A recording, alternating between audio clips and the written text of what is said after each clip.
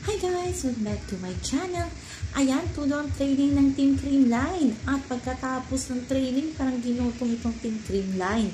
Ayan, makikita nyo kung paano sila kumain sa Budol Fights. Siguro libre yan ng isang restaurant sa kanila kasi nga may pangalan pa na Creamline. Talagang pinaghirapan talaga para sa mga champion. O diba, pa-chill-chill mo ng Creamline. Pagkatapos ng training ay parami ng pagkain. Si Gemma nga at si Ella ay may timbangan. Ayan, makikita natin dyan si Eliza. Natuto ang subo. Sarap na sarap din si Michelle gumabaw sa kanilang Budol Fight. Talagang food is life sa Team Creamline after ng training. Kaya talagang good vibes girl talaga ang Creamline.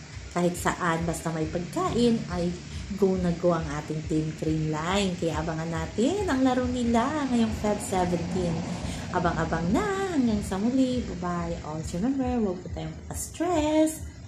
Please like and subscribe my channel para ma-update ka sa bagong upload.